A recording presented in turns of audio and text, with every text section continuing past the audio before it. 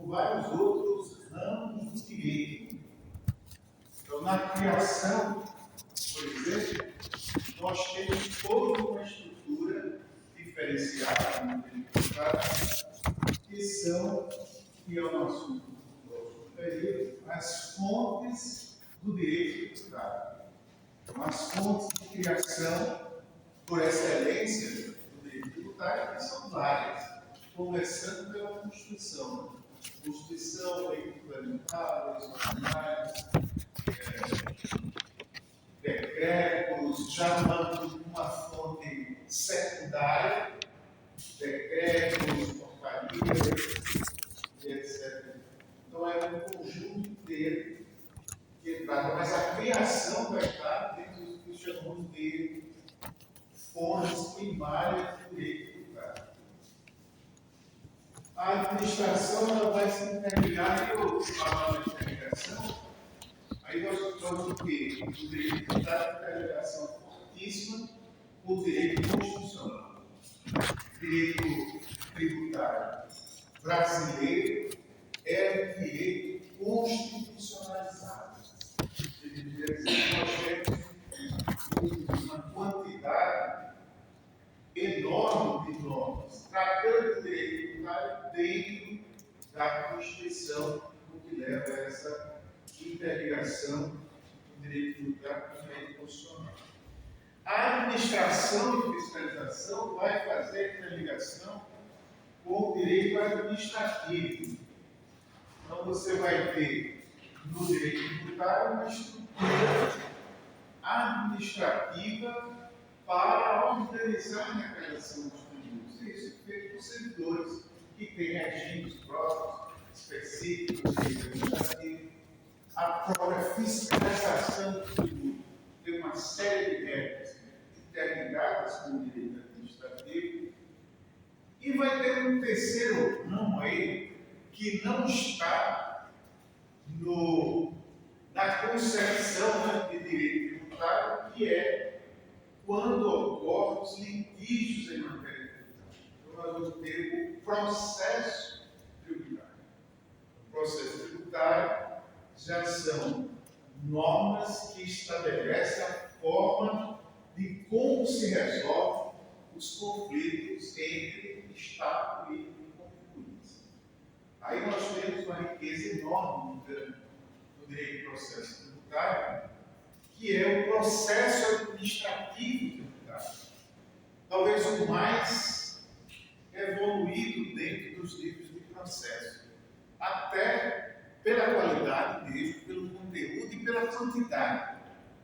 O contribuinte ele tem, em primeiro lugar, a possibilidade de questionar ou impugnar com exigência tributária no campo administrativo.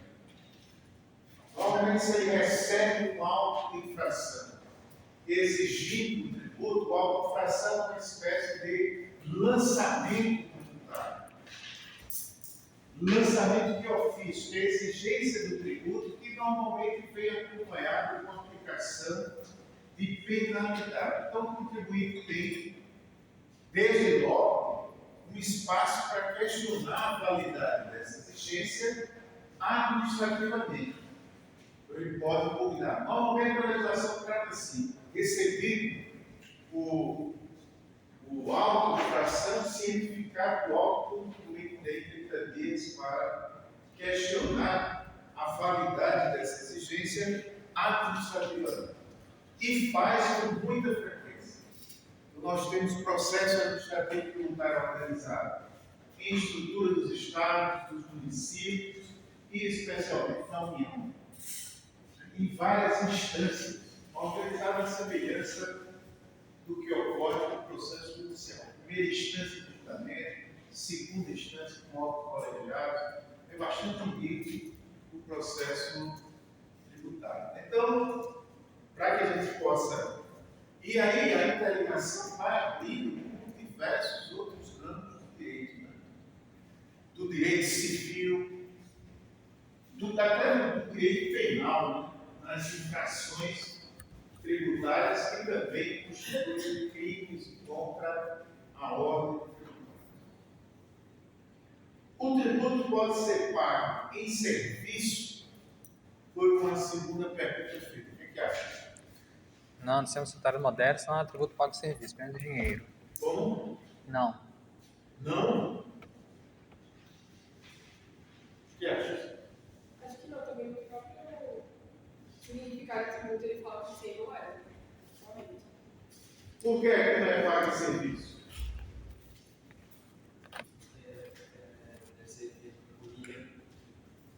Isso está na própria definição aqui de tributo, né? Ele fala que eu sabia duas vezes. Está no artigo 3º do Código Tributário Nacional. Tributo é uma prestação pecuniária, compulsória, moeda e derivada. Então, prestação em dinheiro, em pecúnia, né? Então, essa contraposição aqui é para mostrar que o tributo não é pago pelo exercício do serviço direto prestado pelo público. O sistema aponta para uma prestação pecuniária. Isso é uma exceção no imposto nacional, porque eu tinha pesquisado que havia algumas situações que podia haver dação em pagamento. Sim. Essa é uma hipótese de estar dentre as hipóteses de extinção do crédito tributário, né? Que é a possibilidade de o contribuinte, quando a lei especifica, pagar o tributo através do bem, né?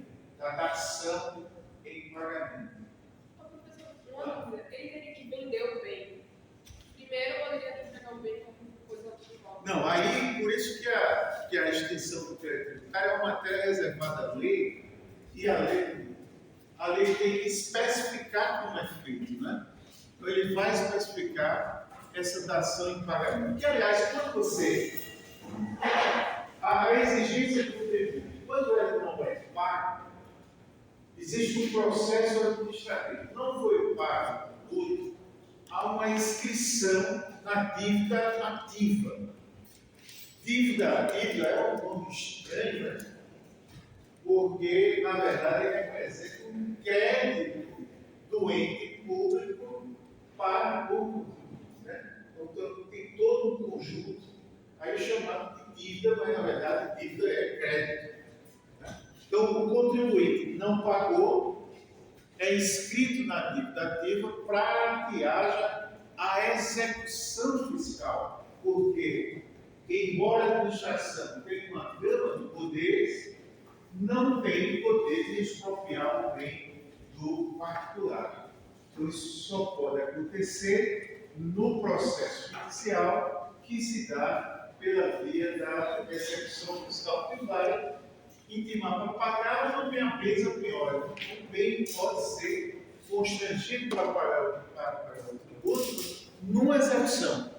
Mas também a lei pode prever a hipótese de que haja a dação em pagamento, que é normalmente dação de bem imóvel, comum. Essa é a visão.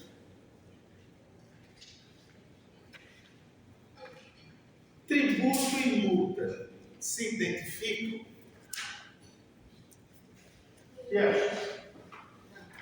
Não? Não por quê? Porque o tributo pois possibilidade da seja embora ou seja uma luta exigido pelo Estado, é uma obrigação e imposta todo o tempo da casa, enquanto a multa é uma penalidade aplicada por descumprimento das normas. Bem, concordo? Então, a coisa não sei da originária do Estado, né? Porque ele está aí, né? No caso da finalidade, uma finalidade. O tributo não, eu não sou punido por. Então, assim, o tributo eu pago, sinceramente, não é uma questão do Estado. Diz que tributo é receita originária do Estado, está certo? Sim, porque depende do artigo terceiro do Código Tributário. Diz que o tributo é prestação compulsória e a constituição sobre isso.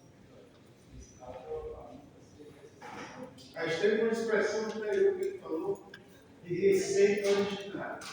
Tem uma receita originária,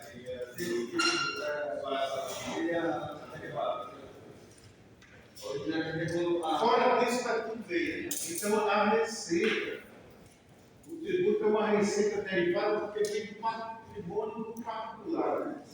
A receita originária é aquela que o Estado, o tributo, adquire como atividade direta dele.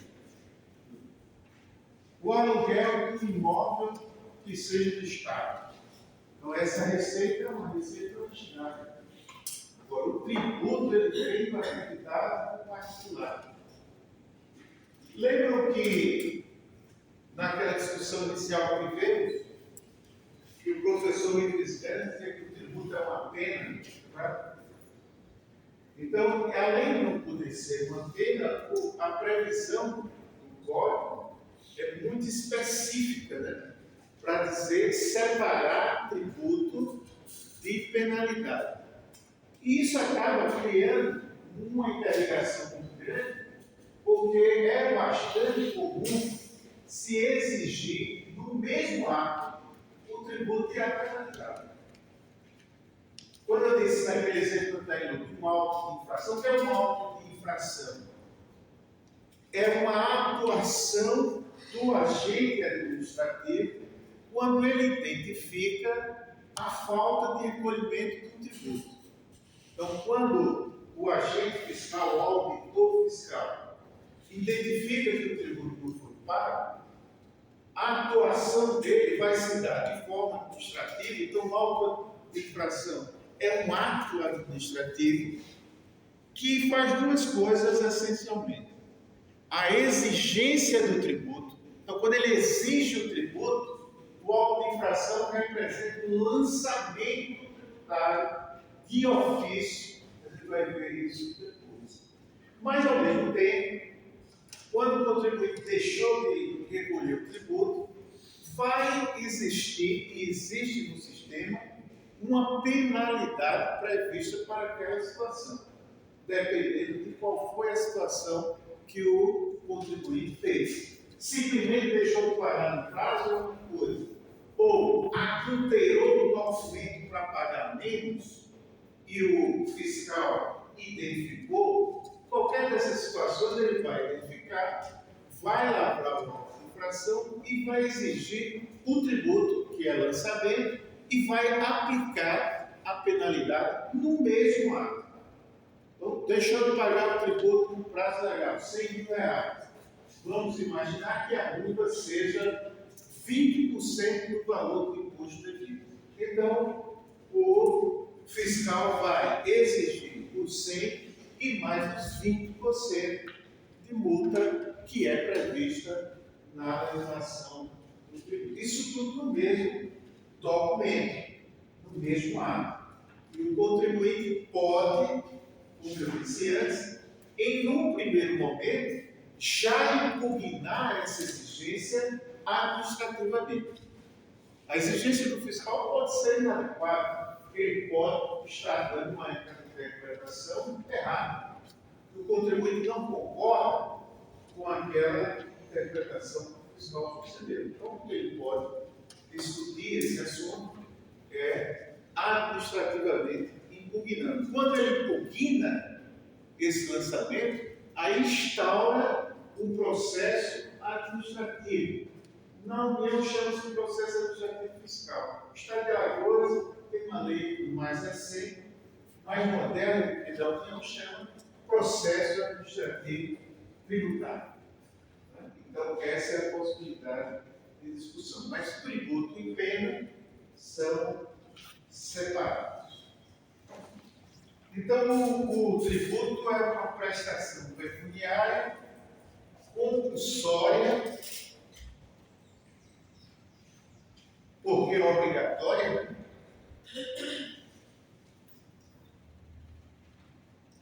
Se o tributo fosse voluntário, as pessoas pagavam? Não? Então, esse caráter de imposição é típico do tributo. Não existe um tributo, tem que ser compulsoriedade dele. Recebeu. Que era aquela chamado, é uma contribuição sindical, mas é comum ser chamado de imposto sindical.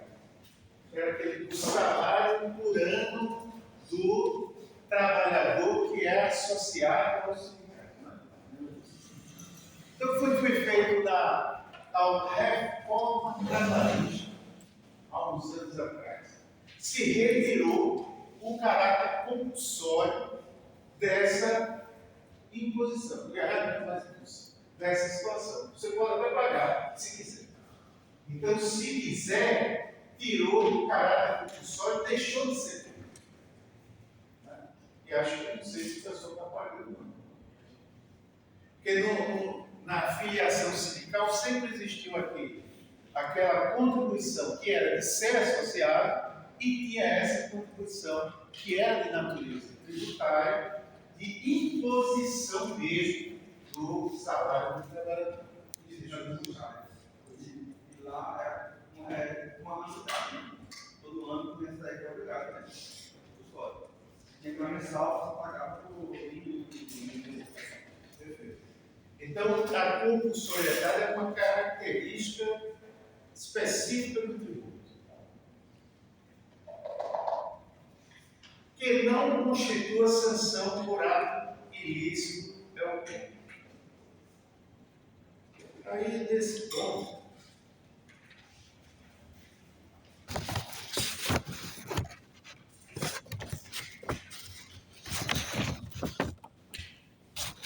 existe uma discussão bastante interessante aqui. Vou pular umas questões para ele direto. Certo. O imposto de renda pode ser exigido de valores duvidosos recebidos por venda de droga. E aí? O que é que acha? E aí?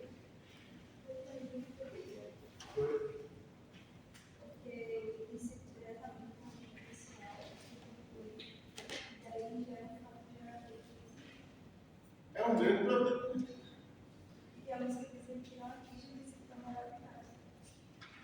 E achas?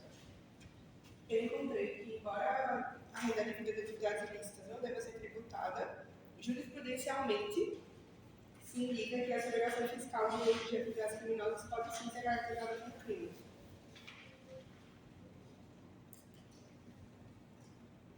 Concorda com isso? Eu estava lendo também como se direito penal e direito tributário fossem totalmente diferentes. Não impede uma pessoa que tem fins ilícitos ser punida penalmente, mas não deixa de ser legal sem forma.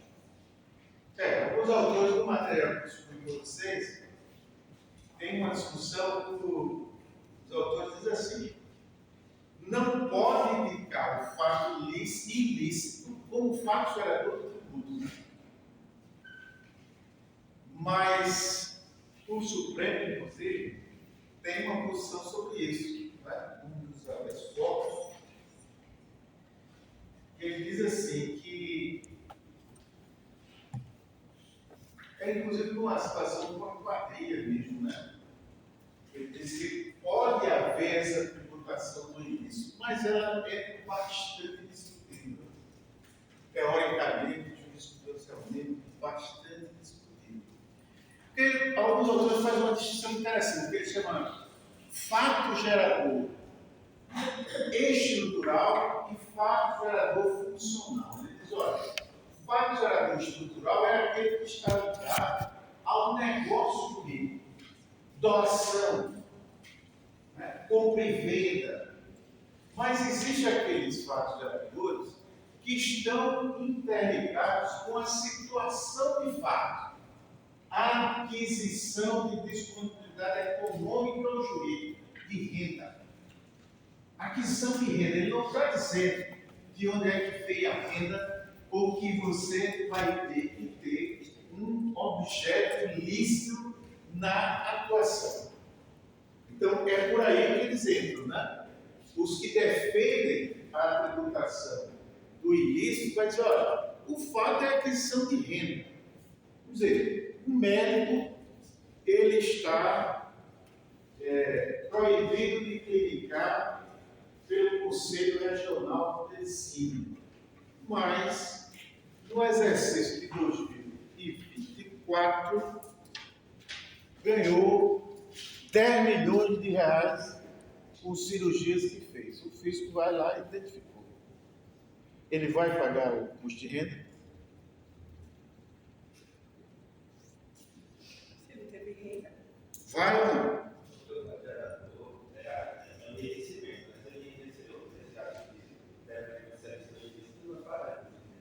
Pois é, esse já é mais uma versão da coisa, né? Ela vai se acentuando e teve um enriquecimento dessa discussão muito grande nos últimos anos, 6, 7 anos para cá, né? Naquela discussão da Operação Lava Jato, principalmente. Teve situações bastante interessantes ali, em que a Receita Federal lavrou auto de infração, inclusive sobre o valor que o acusado devolveu naquelas discussões na delação premiada, etc. Imagina o cara devolver 100 milhões, teve gente que devolveu 80 milhões, né? Naquelas operações, e ainda mais ser tributado pela renda. Uma das correntes nessa discussão da tributação foi ilícita, eles defendem que não deveria haver tributação, mas a perda, o perdimento do bem para a União, que não caberia essa hipótese de exigência do tributo. Mas a Receita Federal tem feito, há uma riqueza desse debate muito grande, exatamente no CARF. CARF é o Conselho de Recursos Federais, a última instância na discussão administrativa, do processo administrativo fiscal na União.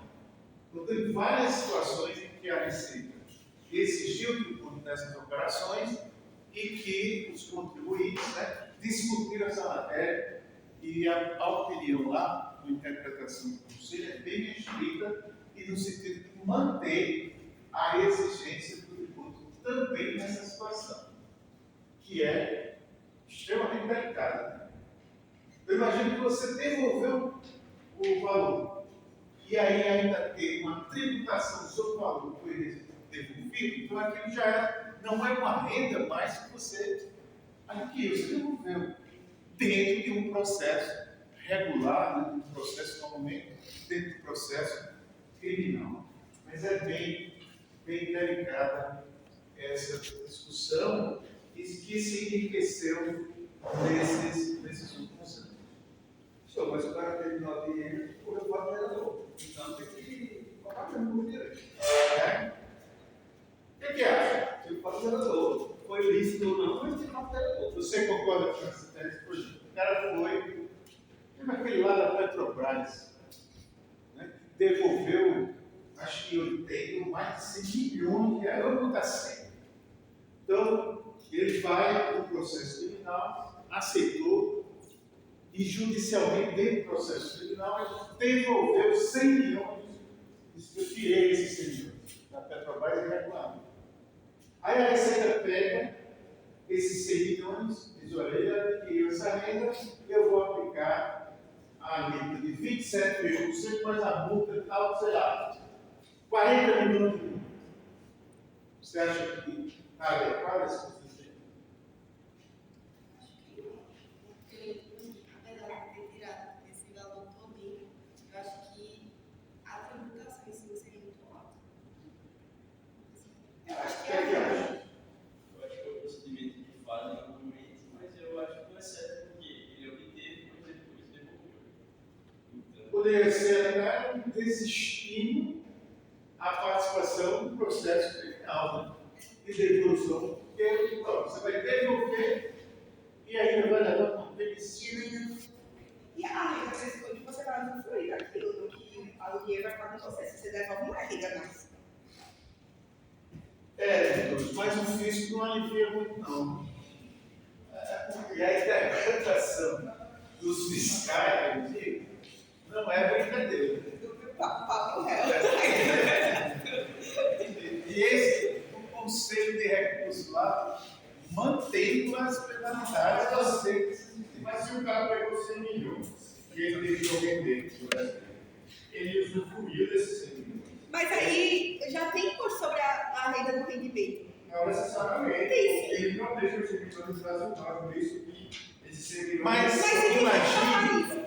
Mas é por isso que ele tem que ser culpado, ele cometeu o crime. Quem vai fazer isso? Ele cometeu crime, mas ele devolveu o objeto. Se você recebe salário, Ele devolveu. se você recebe um salário, por exemplo, esse salário já vem deduzido por ninguém, por exemplo. Você vai receber seu salário do dia. Pronto, peraí. Então vamos transformar esse debate melhor. Você está representando o fisco federal, auditor da Receita, perante o CAF, que é o Conselho Federal. Você é a advogada do contribuinte. Vai lá. Qual é o teu argumento para impor a sanção? Uma pessoa que recebe 100 mil reais para incluir. Não, o caso é esse. Ele recebeu 100 milhões, ele devolveu 100 milhões. Vou pegar Não recebeu, ele roubou sim. uma pessoa que recebe 100 mil reais no mercado imobiliário no Brasil. Ela já recebe menos que 6 mil reais, porque já vendeu tudo por dinheiro. Aí, um criminoso roubou 100 milhões, deixou rendendo lá. Quem rouba? Deixa eu ver. Incluído de 100 milhões, adquiriu bens. Aí depois ele foi preso, aí ele eita, vou devolver agora 100 milhões. Mas veja aí. Aí tem uma questão de apuração. Peraí. O que está provado é a devolução. Esse acréscimo aí teria que ter uma investigação para dizer que ele teve lucro sobre isso. E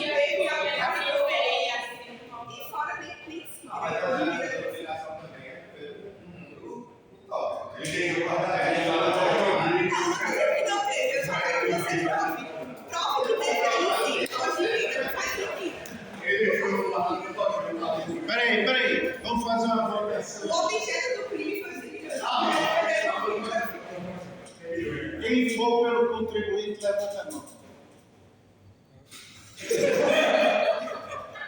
Quem for pelo fisco, levanta a mão.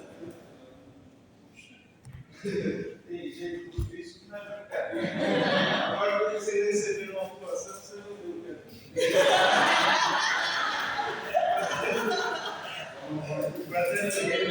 Qualquer coisa, eu sou advogada, porque você não perdeu direito.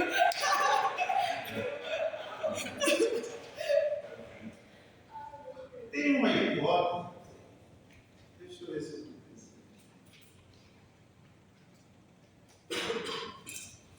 vou mandando aqui, porque pode ser um chegar no pouco. É possível dizer que em algumas situações o tributo é pago de forma popular independentemente da forma. O tributo pode ser instituído por lei ou por decreto, por escolha do chefe do poder executivo. É verdade isso? Não.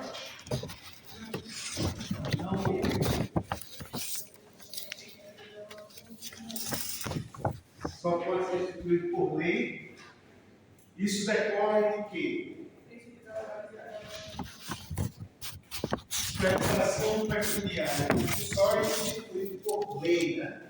Então já está no conceito de tributo e lei está também como a primeira das limitações constitucionais ao poder tributar 150, inciso 1º da Constituição. Vai dizer, né? Que é vedado a União, o Estado, o Distrito Federal, o município, instituir ou aumentar tributos, se não mediante lei. Então, esse é o chamado princípio da legalidade.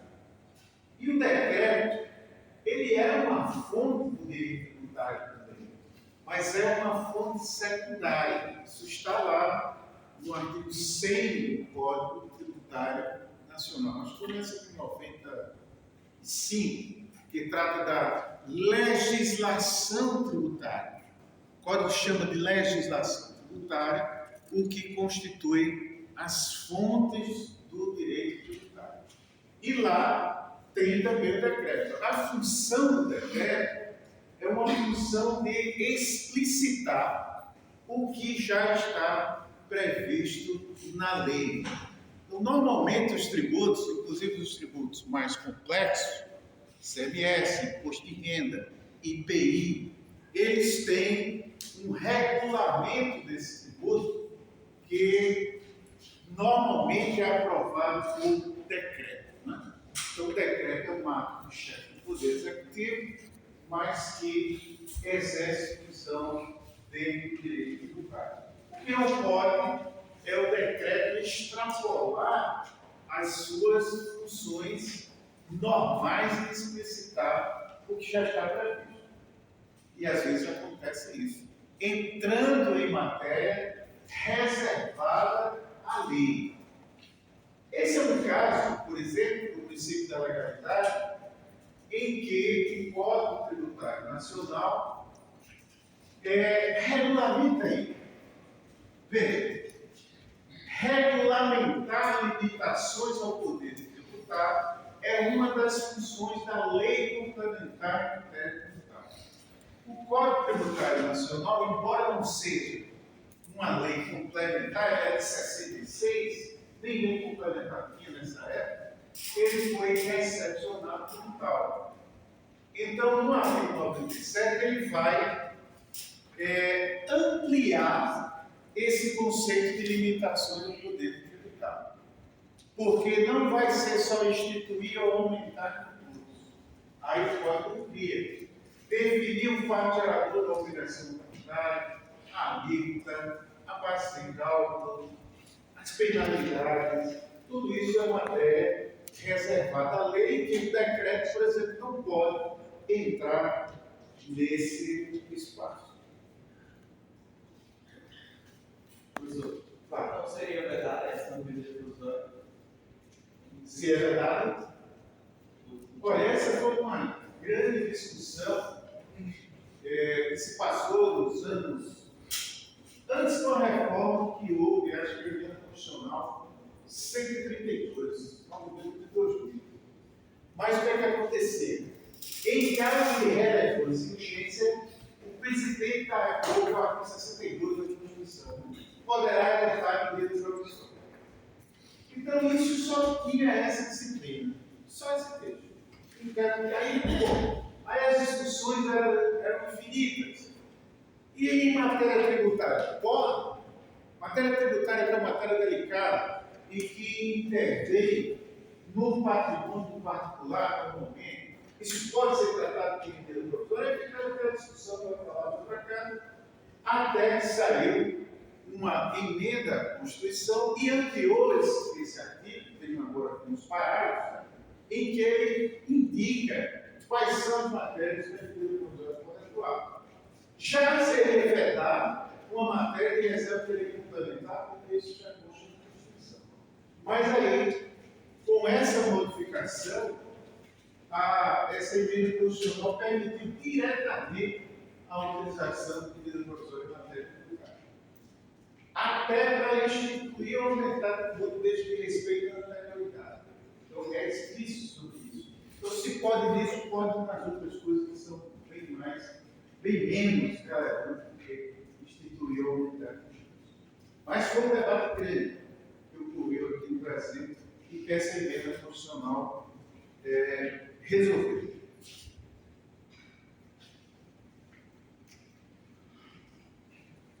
Ocorrendo o fato gerador do tributo, a utilidade administrativa pode ou não exigir o tributo mediante ato discricionário. É certo essa questão? Como? Não? Mas por que não?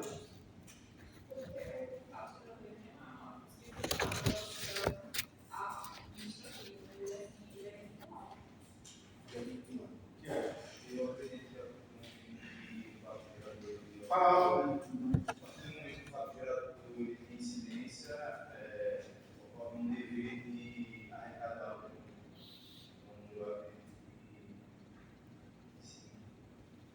que acha, Dani? Você caiu para mim. O que acha? Eu queria que não sei. Ocorreu de facturador a saída do mercadorias aqui por ICMS. A autoridade administrativa pode ou não exigir o tributo. É o marco discricionário dele. Tá, perfeito?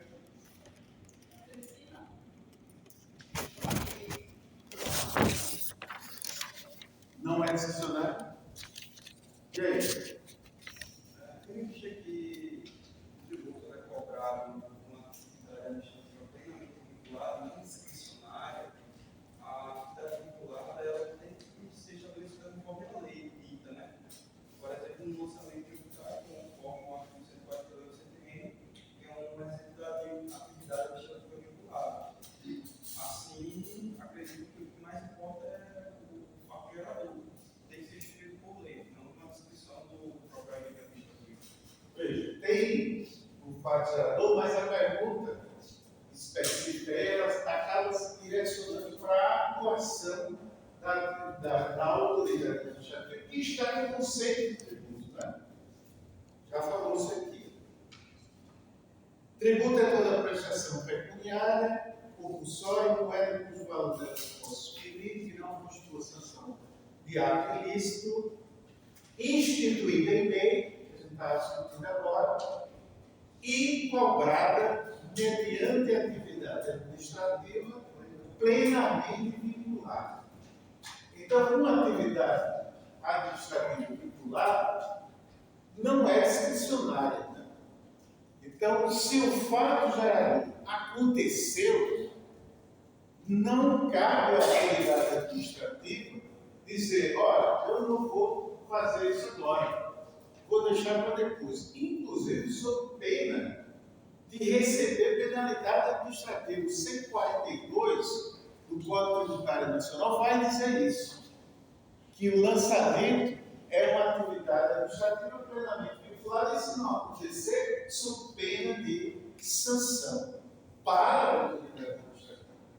Então, aquela distinção entre a atividade que é vinculada, obrigatória, e a atividade discricionária. Todas as duas, elas têm uma previsão de lei. A diferença é que na atividade discricionária, a autoridade tem um espaço de atuação, né? Que é o espaço de conveniência e oportunidade. Então, a autoridade vai escolher o momento de definir aquela situação, porque a lei abriu essa perspectiva para o administrador. Já no ato de lançamento tributário, na ocorrência do fato gerador, a autoridade não tem essa escolha, é obrigada a atuar. Então, não ocorreu o fato gerador, identificou essa situação, tem que atuar. Atuar é exigir o tributo, ou na perspectiva que a gente tratou antes. Identificou, não recolheu o tributo, lavra-se o auto de infração exigindo o tributo. Então, a atividade ela é vinculada, pode até dizer assim, vinculada a obrigatória. Vinculada já é obrigatória. O parece que a gente está discutindo. O denominado IPTU progressivo no tempo, artigo 182, parágrafo 4 da Constituição, pode ser reconhecido como um tributo utilizado como pena. E aí?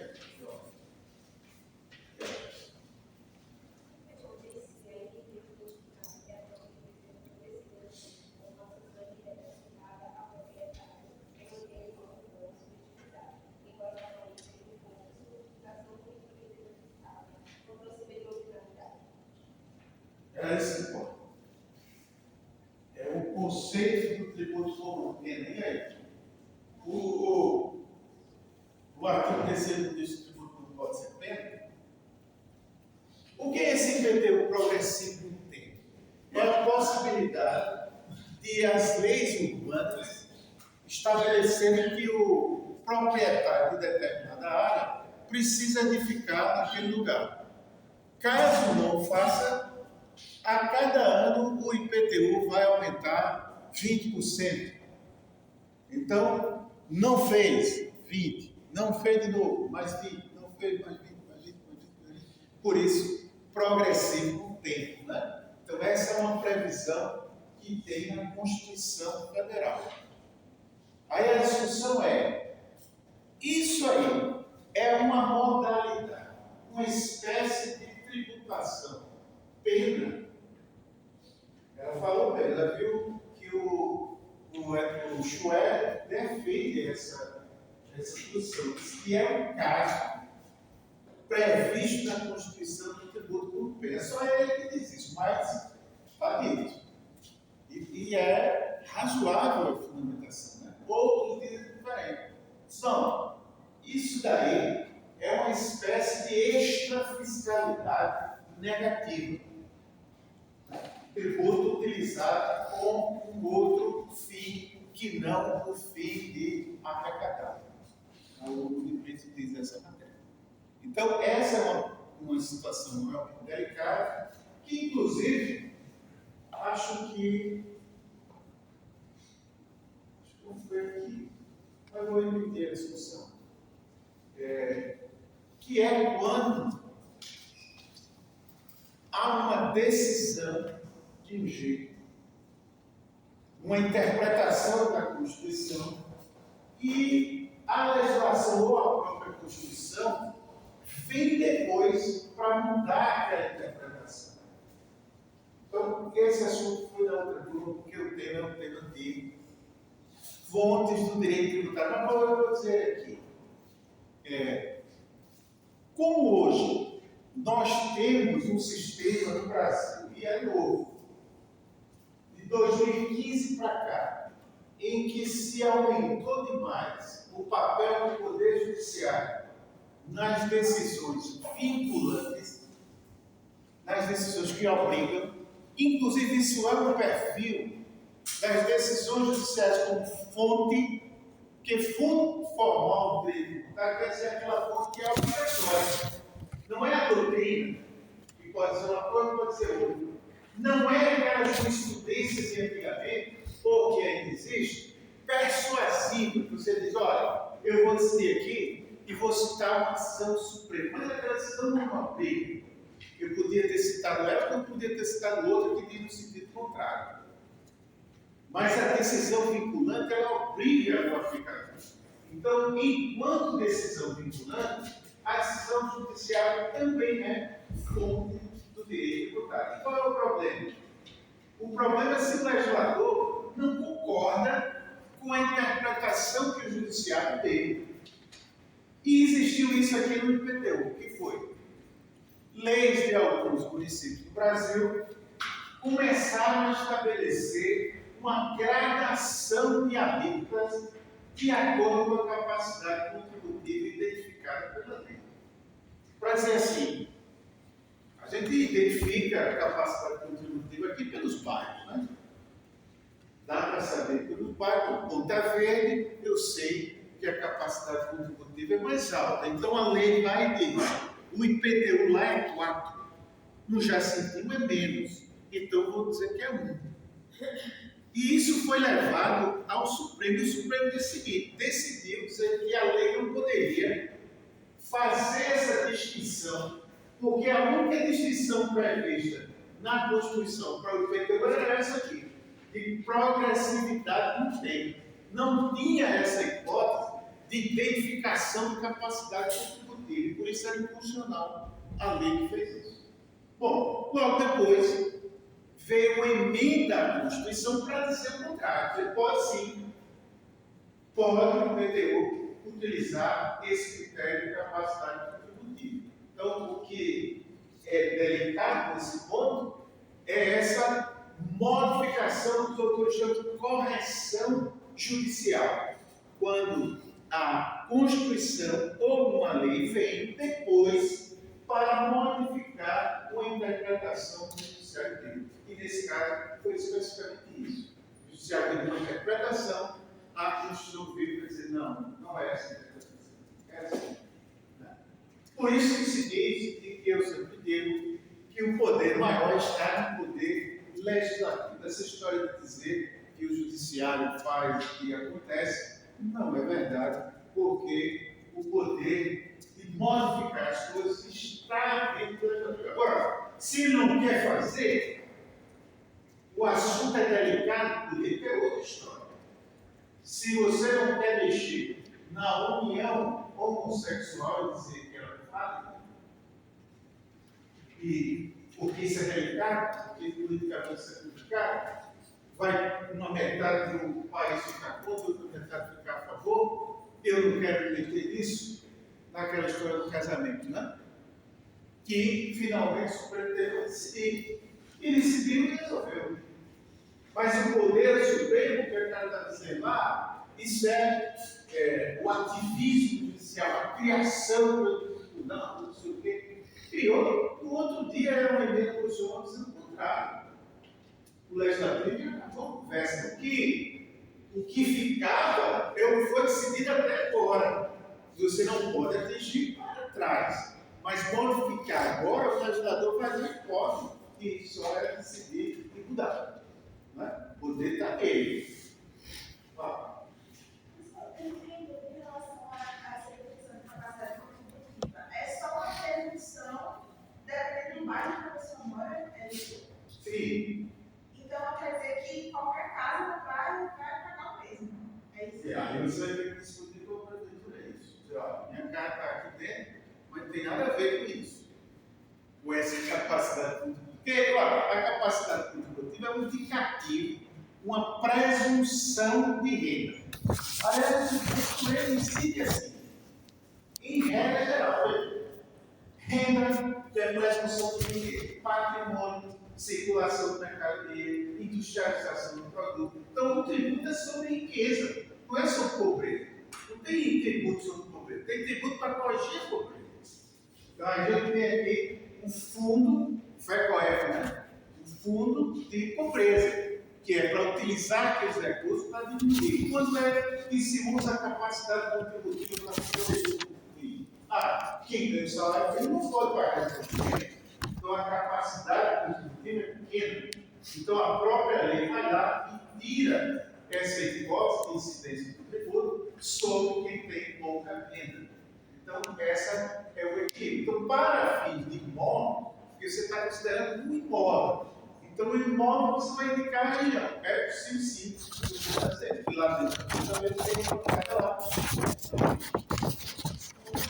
É bem raro. É que o outro já comprou. Se tem uma casa pequena lá, eu só compro. Mas, tudo bem, poderia acontecer de fato, porque essa hipótese aí, né? Está ali, num ambiente que tem uma presunção de riqueza mais elevada, mas ele não tem. Então ele teria que discutir essa matéria, que seria, aliás, uma grande discussão. Isso é bastante interessante. Quais as espécies de tributos previstos no sistema tributário nacional? Quem disser essa está dando problema. Vai lá. Diz aí. Você está pensativo aí?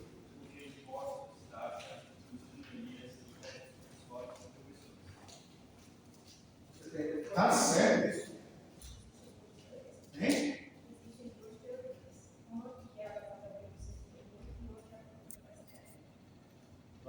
Uma que é adotada pelo CTN e outra pelo CTN.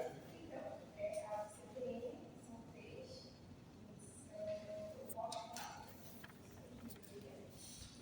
E os STF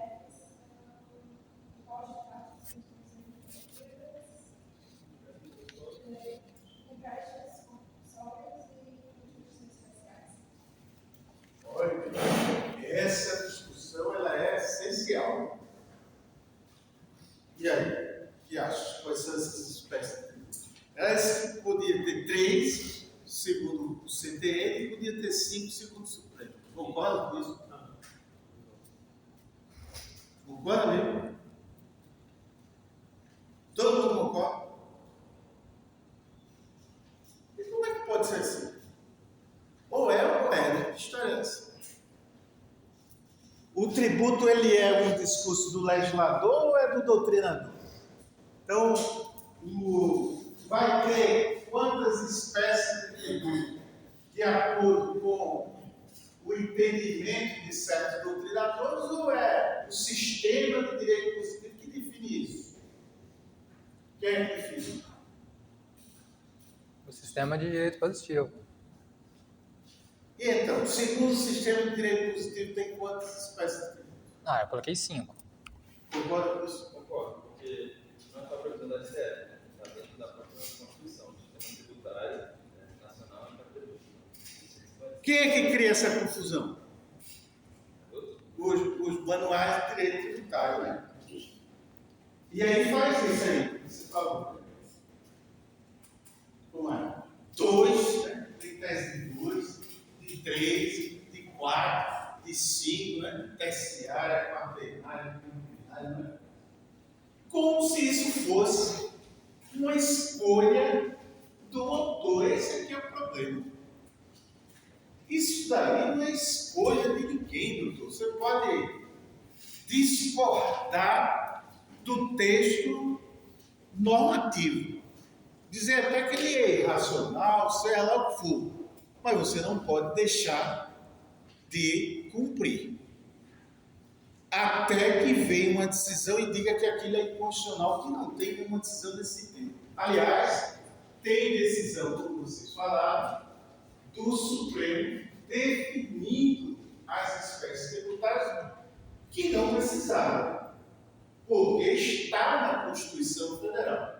145 tem as 3 espécies de tributo: imposto, taxa, contribuição e melhoria, 148 empréstimo compulsório e 149 as contribuições.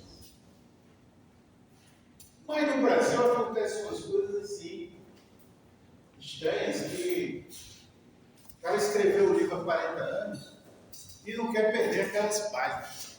Aí mantém aquelas mesmas páginas dizendo a mesma coisa quando a legislação mudou. Mudou e você tem que acompanhar a mudança. É certo, nessa época aí, concordo, em 66 era assim. Mas em 1988, na Constituição, a Constituição de 88, quantos anos já faz? Para a gente ficar discutindo essa coisa aí, entende? Então é uma posição sedimentada no Supremo e as escolhas de definições dos tributos é um tema do direito positivo. Não é um tema de escolha de autor. Embora os autores fiquem ainda colocando como se estivesse lá em 66, daquela história do que é importante para a classificação, tem importância tributária, dos tributos vinculados e não vinculados a uma atividade estatal. Então, se você for levar ao extremo essa classificação, aí vai acontecer isso. Você ter 2, 3, 4, e a gente vai retomar essa discussão quando tratar da natureza jurídica do tributo. Então, as espécies tributárias são 5 e estão previstas expressamente na Constituição.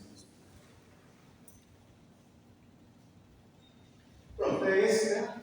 E aí sim, a retomada é importante. Como se define a natureza jurídica de um tributo? Me diz aí.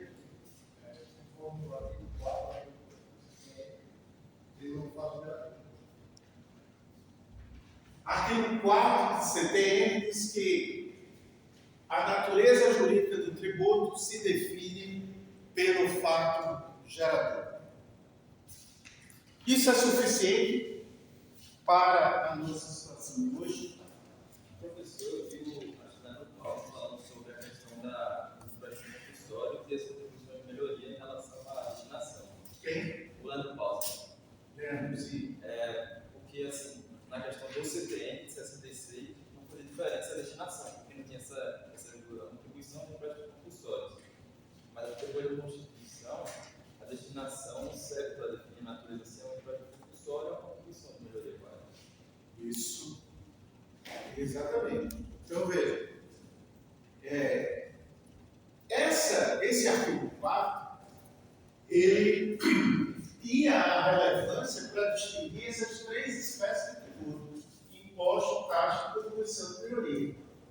Então, o fato gerador, ele faz a diferença nessa hipótese. Né? Então, se é um fato gerador que está ligado à atividade do Estado, uma taxa, né? A exigência do pagamento para que o Estado lhe preste determinado serviço, essa natureza daí é uma natureza típica de taxa. Né? Já o imposto é um tributo que não depende de uma atividade estatal. Se ele não depende de uma atividade estatal, ele é uma atividade que está ligada com o contribuinte e não com o Estado. Então, circular mercadoria, industrializar produto, adquirir renda, ser proprietário de um imóvel urbano, ser proprietário de um imóvel rural, nada disso tem a ver com o Estado, com a atividade do Estado para contribuir.